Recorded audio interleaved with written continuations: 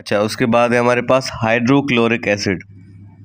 ठीक है, ये बनता है हाइड्रोजन और क्लोराइन से, इसलिए इसको हाइड्रोक्लोरिक एसिड कहा जाता है। सही है। ये जो हमारे फूड होता है, हम जो खाते हैं उसको डाइजेस्ट करने के लिए इसका इस्तेमाल हम करते हैं, ताकि हमारा जो फूड है वो डाइजेस्ट हो जाए। उसके बाद है आपका अपना वाइट लीड। अच्छा, जो ये वाइट लीड है, ये लीड से लिया गया है, वो लीड जो आपकी पेंसिल्स में भी इस्तेमाल होता है। ठीक है, ये पुराने दौर में पेंट वगैरह करने के लिए इस्तेमाल होता था, या जो आर्टिस्ट करते थे पेंट। ठीक है, लेकिन अब काफ़ी मुल्कों में इसको बैन किया गया क्योंकि ये पॉइजनस होता है। तो ये चीज़ें जाबिर इब्न हयान ने डिस्कवर की थी। उसके बाद हमारे पास है अल राज़ी। अब यहाँ से आपका जो है वो एडी स्टार्ट हो गया, जाबिर इब्न हयान से एडी स्टार्ट हो गया। पहले ये बीसी चल रहा था, फिर एडी, अब ये भी एडी में आए हैं अल राज़ी। ये चीज़ें याद रखने की है। इसकी डेट्स कुछ जो है वो क्लियर नहीं है, वो आपने इंटरनेट से निकाल लेनी है। अल राज़ी इन्होंने क्या बताया, prepared ethyl alcohol bye fermentation process. अब इथाइल क्या होता है? इथाइल जो होता है ना, ये मैनी केमिकल कंपाउंड्स को मिलाकर, ठीक है, कार्बन और हाइड्रोजन से ये चीज़ बनती है, कार्बन और हाइड्रोजन से। तो एक गैस से इसको निकाला जाता है, गैस का नाम है ईथेन। ईथेन गैस से इथाइल निकाला जाता है। ठीक है, तो ये आपके ड्रिंक्स में भी होता है और फ्यूल्स में भी होता है। ठीक है जी, और मेडिसिन में भी इस्तेमाल किया जाता है इसको। उसके बाद है आपका Al Biruni, determine densities of different substances, कि कौन सा सब्सटेंस कितना डेंस है, कितना गहरा है, ये चीज़ें अल बैरूनी ने बताई। ये भी मुस्लिम थे। इब्न सीना contributed in medicines, philosophy and astronomy. ये तो आप समझ रहे हैं कि दवाइयों में या एस्ट्रोनॉमी वगैरह में इन्होंने कंट्रीब्यूट किया, ये भी मुस्लिम साइंटिस्ट थे। उसके बाद है Robert Boyle, put forward idea of chemistry as systematic investigation of nature, discovered the gaseous law. इन्होंने केमिस्ट्री के बारे में कहा कि किसी भी चीज़ को इन्वेस्टिगेट करना हो तो वो हम केमिस्ट्री के ज़रिए कर सकते हैं, और गैस के बारे में लॉज वगैरह भी रॉबर्ट बॉयल ने दिए। जे डॉट ब्लैक ने कार्बन डाइऑक्साइड डिस्कवर किया। ये आते हैं एमसीक्यूज में कि कार्बन डाइऑक्साइड किसने डिस्कवर किया? जे डॉट ब्लैक ने। प्रीस्ली ने क्या किया? ऑक्सीजन, सल्फर डाइऑक्साइड और हाइड्रोजन क्लोराइड को डिस्कवर किया। स्कील ने क्लोराइन को डिस्कवर किया। कैवेंडिश ने हाइड्रोजन को डिस्कवर किया, और लेवजर ने कहा कि discovered that oxygen is 1/5 of air, यानी हवा में जो 5 अगर हम देखें केमिकल्स, तो उसमें जो 5वां जो हिस्सा है वो एयर हवा में ऑक्सीजन का है। ठीक है, यानी इतना लेवल है ऑक्सीजन का हवा में, वो 5th नंबर पे है। ठीक है, उसके बाद है जॉन डाल्टन। इन्होंने एटॉमिक थ्योरी दी मैटर के बारे में, कि जो मैटर है वो एटम से बना हुआ है। उसके बाद गैल USAC discovered that water is composed of 2 parts hydrogen and 1 part oxygen by volume. आज भी हम कहते हैं कि H2O, यानी हाइड्रोजन के 2 मॉलिक्यूल्स और ऑक्सीजन का 1 मॉलिक्यूल, इससे मिलकर आपका वाटर बनता है। तो ये किसने बताया? गैल यूसेक ने बताया था। उसके बाद है आपका एवोगैड्रो। ये एक इटालियन साइंटिस्ट थे, इन्होंने एवोगैड्रो लॉ दिया। अब एवोगैड्रो लॉ क्या कहता है कि if 2 gases have the same volume, temperature and pressure, they have the same number of molecules. आप मिसाल ले लें कि 1 लीटर ऑफ ऑक्सीजन गैस हम लेते हैं, एक साइड कर लेते हैं, 1 लीटर ऑक्सीजन हमने ले लिया, और 1 लीटर, वो 1 लीटर था तो ये भी हम 1 लीटर हाइड्रोजन गैस ले लेते हैं, 1 लीटर हाइड्रोजन गैस। ठीक है, अब इनका कहना है कि अगर ये सेम टेम्परेचर पर है और सेम प्रेशर है, तो दोनों में जो नंबर ऑफ मॉलिक्यूल्स होंगे वो सेम होंगे। भले ही ये जो है आपका अलग अलग चीज़ें हैं, ऑक्सीजन अलग चीज़ है, हाइड्रोजन अलग चीज़ है, लेकिन इनके जो मॉलिक्यूल्स होंगे वो एक जितने होंगे। क्यों? क्योंकि ये सेम टेम्परेचर और सेम प्रेशर पर है। ठीक है, ये कहता है एवोगैड्रो लॉ, इटालियन साइंटिस्ट थे।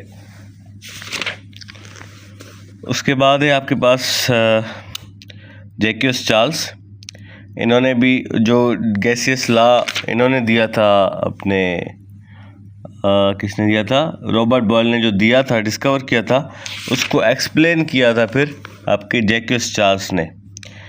उसके बाद है petit, determine the chemical expression for the molar specific heat capacity of certain chemical elements. इन्होंने मोलर स्पेसिफिक हीट बताया था। मोलर स्पेसिफिक हीट का मतलब ये होता है कि amount of heat needed to raise the temperature of 1 mole of a substance by 1 Celsius. किसी भी चीज़, कोई भी चीज़ है हमारे पास, ठीक है, अगर हम उसका टेम्परेचर बढ़ाना चाहते हैं तो हमें कितनी हीट चाहिए। मिसाल के तौर पे आप दूध अपना उबालना चाहते हो तो आपको हीट कितनी चाहिए, तो ये मोलर स्पेसिफिक हीट के बारे में पेटिट ने बताया था। ये फ्रेंच साइंटिस्ट हैं। उसके बाद जे बर्जीलियस, इन्होंने introduce symbols formulae and chemical equations to make study more systematic. जो आप सिंबल्स फार्मूले वगैरह पढ़ते हैं तो ये बर्जीलियस ने दिया था। मिसाल के तौर पे आप कार्बन को C लिखते हो, ठीक है, कार्बन को C लिखते हो, ऑक्सीजन को O लिखते हो, इसी तरीके से। फिर मेंडलीव है, इन्होंने पीरियोडिक टेबल दिया था अरेंजमेंट ऑफ एलिमेंट्स का। एरिनियस ने कहा था कि proposed acid base theory and ions वगैरह जो हैं चार्ज पार्टिकल्स, इन्होंने बताए थे। फराडी ने क्या कहा था, ये Faraday contributed to the study of electromagnetism and electrochemistry. ये बहुत ही बड़ी कंट्रीब्यूशन है। इलेक्ट्रिसिटी और मैग्नेटिज्म को मिला के जो चीज़ बनाई जाती है उसके बारे में फराडे ने बताया था। आजकल आप देखें जो आपकी बुलेट ट्रेन्स चल रही हैं वो मैग्नेटिज्म के ब्याव पर चल रही हैं। तो इलेक्ट्रिसिटी और मैग्नेटिज्म को मिला के आप काफ़ी बड़े तजुर्बे कर सकते हैं इलेक्ट्रोमैग्नेटिज्म के साथ और इलेक्ट्रोकेमिस्ट्री के साथ। उसके बाद है जे थॉमसन, इन्होंने डिस्कवर किया था इलेक्ट्रॉन, ठीक है, बाय एक्सपेरिमेंट करके इन्होंने इलेक्ट्रॉन को डिस्कवर कर लिया था। नील बोहर ने क्या कहा, propose the theory for the hydrogen atom based on quantum theory, ठीक है, इन्होंने हाइड्रोजन एटम को डिस्कवर किया। उसके बाद है रदरफोर्ड, हाँ, इन्होंने क्या किया, postulated the nuclear structure of the atom. इन्होंने एटम को रख के उसको पेनिट्रेट किया, उसको रेज वहाँ से पास करवाई, तो बताया कहाँ से एटम खाली होता है, कहाँ उसका न्यूक्लियस होता है। तो ये आगे चल के हमने डिटेल से पढ़ना है। उसके बाद है आपका स्क्रोडिंगर, इन्होंने प्रपोज किया quantum mechanical model of atom का एक मैकेनिक मॉडल इन्होंने प्रपोज किया था। उसके बाद है आपका de Broglie, proposed hypothesis about wave particle duality nature of electron. इसको आप समझें, वेव पार्टिकल डुअलिटी नेचर यानी डबल नेचर है इलेक्ट्रॉन का। डबल नेचर कैसे है, यानी इलेक्ट्रॉन जो बिहेव करते हैं ना, वो बिहेव करते हैं अपना वेव की तरह भी इलेक्ट्रॉन बिहेव करता है, ठीक है, और दूसरा अपना पार्टिकल की तरह भी बिहेव करता है, ठीक है। तो जब बिहेव करता है वो एज अ पार्टिकल, तो उस वक्त इलेक्ट्रॉन में मास भी होता है और वो दूसरे पार्टिकल से कोलाइड भी कर सकता है। लेकिन जब एज अ वेव वो बिहेव करता है तो वो इंटरफेयर करके डिफ्रैक्शन भी पैदा कर सकता है, ठीक है। तो ये यानी डुअलिटी नेचर ऑफ इलेक्ट्रॉन का मतलब ये है कि जो इलेक्ट्रॉन है वो एज अ पार्टिकल भी बिहेव करता है, एज अ वेव भी बिहेव करता है। ये फ्रेंच आपके साइंटिस्ट ने बताया था। ये इंडियन भी है एक, इन्होंने क्या कहा था, स्टैंड्रा-नेथ बोस ने propose fourth state of matter. Fourth state of matter आपने पढ़ा होगा सॉलिड, लिक्विड, गैस, लेकिन एक फोर्थ स्टेट ऑफ मैटर है जो कि इंडियन साइंटिस्ट ने दिया था। फोर्थ स्टेट ऑफ मैटर है आपका प्लाज्मा, ठीक है। उसके बाद अच्छा, प्लाज्मा के बारे में आपको बता दूं कि एक हॉट गैस होता है मेड ऑफ चार्ज्ड पार्टिकल्स। किसी की पॉजिटिव चार्ज होती है, किसी की नेगेटिव चार्ज होती है। मिसाल के तौर पे आप ले लें sun and stars, they are made mostly of plasma. Lightning है, फ्लेम्स है, नियॉन लाइट्स हैं, ट्यूब लाइट्स हैं, ठीक है। तो ये सुपर हॉट गैस होती है जहाँ पे atoms break into charged particles हो जाते हैं, आयंस में तब्दील हो जाते हैं। उसके बाद है आपका एल्बर्ट आइंस्टाइन, इन्होंने भी fourth state of matter propose किया था, ये जर्मन थे। उसके बाद है आपका एरिक कर्नल, इन्होंने synthesize the first Bose Einstein condensate. Synthesize का मतलब है made the first Bose Einstein condensate. इसका मतलब ये होता है कि ये 1995 में एरिक कर्नल ने दिया था। इसने एक रुबिडियम गैस को कूल डाउन किया एक्सट्रीमली लो टेम्परेचर पे, यानी -273 सेल्सियस पे, ठीक है। तो इससे ये हुआ कि जो एटम्स थे वो they came together and acted like one single atoms. जो भी एटम इसके थे वो सारे जुड़ गए और एक एटम की तरह इन्होंने एक्ट करना शुरू किया, forming a new state of matter, एक नया स्टेट ऑफ मैटर बन गया। उसका नाम रखा गया बोस आइंस्टाइन कंडेंसेट, ठीक है।